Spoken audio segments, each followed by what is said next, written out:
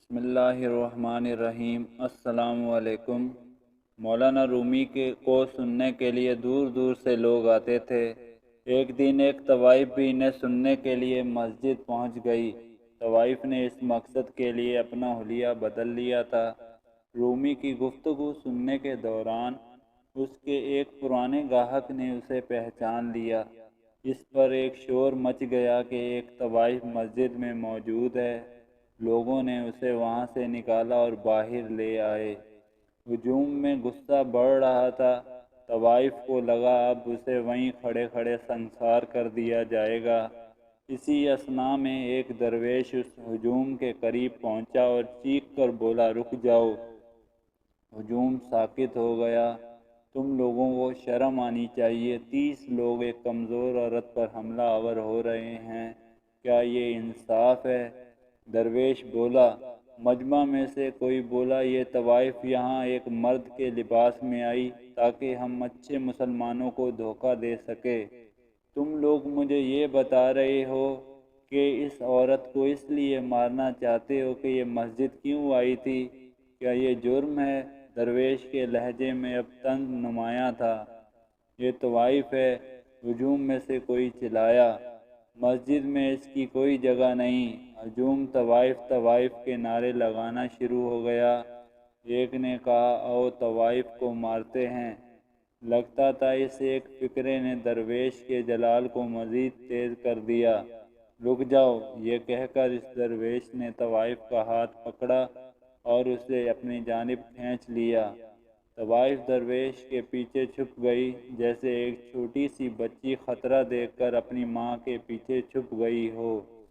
ہجوم کے سربراہ نے درویش سے کہا، تم اس علاقے میں اجنبی ہو، تم بہت بڑی غلطی کر رہے ہو، تمہیں ہمارا پتہ نہیں ہے، تم اس سے دور رہو۔ کیا تمہارے پاس ایک طوائف کا دفاع کرنے سے بہتر کوئی اور کام نہیں ہے؟ درویش ایک لمحے کے لیے خاموش رہا، جیسے وہ اس سوال پر غور کر رہا ہو۔ اس نے غصے کا اظہار نہیں کیا اور پرسکون رہا۔ پھر کہا، پہلے تم لوگ یہ بتاؤ کہ تم لوگ مسجد میں عبادت کے لیے جاتے ہو یا اپنے ارد گرد کے لوگوں کو دیکھنے؟ کیا مسجد میں خدا سے زیادہ اہم وہ لوگ ہوتے ہیں جنہیں تم تکتے رہتے ہو؟ اگر تم لوگ خدا کی عبادت کرنے گئے تھے تو یہ عورت تم کو وہاں نظر ہی نہیں آنی چاہیے تھی۔ حلیہ بدلنا تو دور کی بات ہے، اگر اس نے کپڑے تک نہ پہنے ہوتے تو پھر بھی وہ تم لوگوں کو نظر نہیں آنی چاہیے تھی۔ جاؤ، لوٹ جاؤ اور رومی کا آواز سنو۔ اس کمزور عورت کو مارنے سے وہ کام زیادہ بہتر ہے۔ دھیرے دھیرے ہجوم چھٹ گیا۔ طوائف کے ہوش ٹھکانے آئے تو وہ بولی، اے درویش، میں آپ کا کیسے شکریہ ادا کروں؟ درویش بولا، تمہیں میرا کوئی شکریہ ادا کرنے کی کوئی ضرورت نہیں، ہم خدا کے علاوہ کسی کے شکر گزار نہیں ہیں۔ طوائف نے نام پوچھا تو وہ درویش شمس تبریز نکلا۔ درویش بولا، کچھ لوگ اچھی زندگی شروع کرتے ہیں لیکن کچھ اپنا رنگ کھو بیٹھتے ہیں۔ تم بھی انہی لوگوں میں سے لگتی ہو جو اپنا رنگ کھو بیٹھے ہیں۔ کیا تم دوبارہ اپنی اصلی ذات کے ساتھ جڑنا نہیں چاہو گی؟ تمہارا رنگ اس لیے بگڑ گیا ہے کیونکہ ان تمام برسوں میں تم نے اپنے آپ کو یہ یقین دلایا ہے کہ تم اندر اور باہر سے آلودہ ہو چکی ہو۔ طوائف بولی، میں واقعی اچھی نہیں ہوں، مجھے علم نہیں، میں کیسے کچھ کما کر اپنی زندگی گزاروں؟ درویش بولا، میں تمہیں ایک کہانی سناتا ہوں۔ ایک دن ایک طوائف نے گلی میں ایک کتے کو پیاسا دیکھا۔ کتا سورج کی تیز دھوپ میں بے بس لیٹا تھا اور سخت پیاس لگی ہوئی تھی۔ اس طوائف نے اپنا جوتا اتارا اور اس میں ایک قریبی کنویں سے پانی بھر کر لائی، کتے کو پلایا اور چلی گئی۔ اگلے دن طوائف کی ایک صوفی سے ملاقات ہو گئی۔ جو ہی اس صوفی نے اسے دیکھا تو اس نے آگے بڑھ کر اس طوائف کے ہاتھ چومے۔ طوائف کو ایک دھچکا لگا۔ صوفی بولا، تم نے جو ہمدردی کتے کے ساتھ دکھائی تھی وہ خدا کو اتنی پسند آئی کہ تمہارے سارے گناہ بخش دیے گئے ہیں۔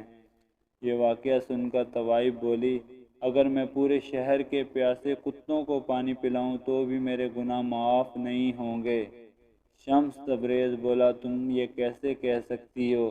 یہ تو صرف خدا کو پتہ ہے کون نیک اور کون گناہ گار ہے، اور تم کیسے کہہ سکتی ہو جنہوں نے تمہیں آج مسجد سے دھکے دے کر نکالا ہے وہ خدا کے بہت قریبی ہیں؟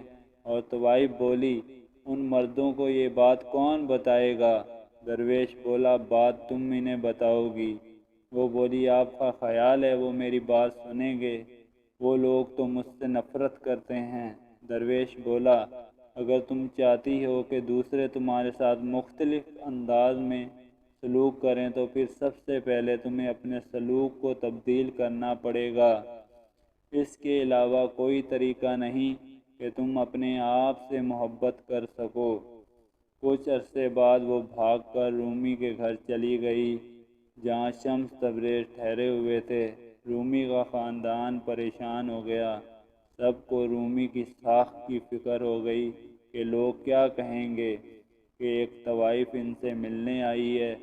رومی شمس تبریز سے واپس لوٹے تو انہیں اس مہمان کے بارے میں بتایا گیا۔ رومی کو ایک دھچکا لگا اور بولے، تم یہ کہہ رہے ہو کہ ایک طوائف ہم سے ملنے آئی ہے؟ ایک طوائف ہمارے گھر کے صحن میں موجود ہے۔ کوئی بولا، جی، وہ کہتی ہے اس نے گناہ کی زندگی ترک کر دی ہے، وہ طوائف کھانے سے بھاگ آئی ہے تاکہ خدا کو تلاش کر سکے۔ شمس تبریز بولے، یہ یقیناً وہی طوائف ہوگی۔ اس کی آواز میں خوشی کی واضح تھی۔ گھر کے کسی فرد نے کہا، لوگ کیا کہیں گے؟ ہمارے گھر کی چھت کے نیچے ایک طوائف آئی ہوئی ہے۔ شمس نے آسمان کی طرف انگلی اٹھا کر کہا، کیا ہم سب ایک چھت کے نیچے نہیں رہ رہے؟ بادشاہ، ملکہ، کنواری ہو یا طوائف، سب ایک آسمان کے نیچے ہی تو رہتے ہیں۔ ایک بار حضرت شاہ عبدالعزیز رحمۃ اللہ علیہ سے کسی نے پوچھا کہ کیا کسی طوائف کا جنازہ پڑھایا جا سکتا ہے؟ تو حضرت کا جواب نہایت فکر انگیز تھا۔ فرمایا، اگر طوائف کے پہلو میں پڑے رہنے والے کا پڑھا جا سکتا ہے تو طوائف بیچاری کا کیا قصور ہے کہ اس کا جنازہ نہ پڑھا جا سکے؟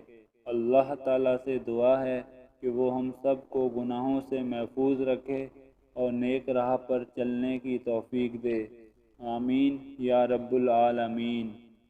تمام احباب سے گزارش ہے میرے اسلامک چینل کو سبسکرائب کر دیں اور بیل آئیکن کا بٹن دبا دیں اور ہماری پرانی ویڈیو کو دیکھنا مت بھولیں۔ جزاک اللہ۔